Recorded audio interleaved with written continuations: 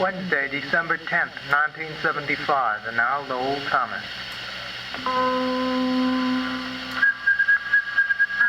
From Stockholm, from Rotterdam, comes today's news. Good evening, everybody. This is Lowell Thomas for CBS News. FBI Director Clarence Kelley takes Congress to task for failing to exercise proper control over the Bureau. Kelley saying the Congress has long possessed the mechanism for FBI oversight, yet seldom has it been exercised. Adding, if Congress is serious about eliminating alleged abuses, it should spell out the FBI's role in a specific legislative charter.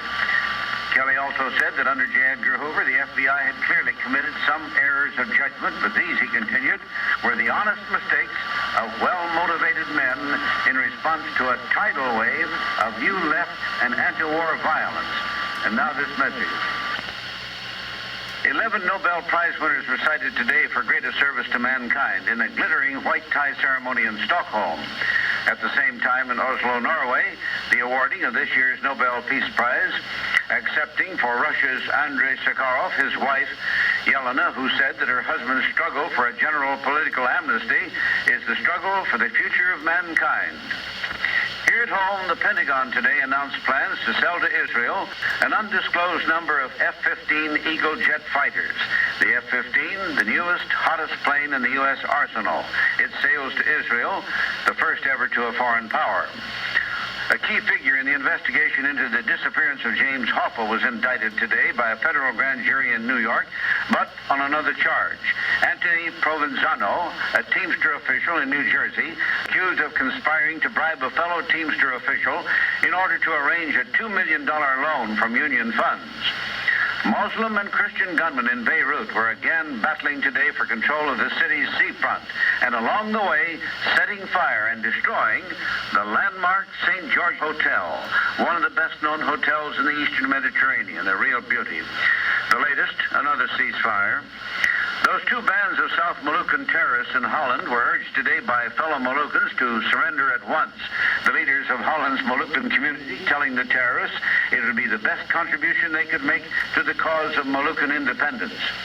The death of one of America's earliest aerial stuntmen is reported from Fort Lauderdale, John Frisbee. When he was only 16, he joined his father's balloon team in 1906, and 3 years later helped to build a pusher-engine airplane, and then developed a wing-walking act with his father at the controls, John Frisbee, age 85. The British magazine Nature came out today with a series of underwater photos of the famed Loch Ness Monster, taken by sonar-activated cameras under the direction of Dr. Robert Rhines of Boston and British naturalist Sir Peter Scott. They are said to show that the monster is a reptile from 46 to 62 feet long, a neck 9 to 12 feet long, a small head with horn-like protuberances, and now this message. From the Federal Trade Commission, we have an announcement that the promoters of a so-called Slim Quick weight reduction kit have agreed to discontinue deceptive advertising. The Slim Quick kit, consisting mainly of a body wrap said to enable users to lose inch after inch after inch. The FTC saying the only thing it ever really thinned out?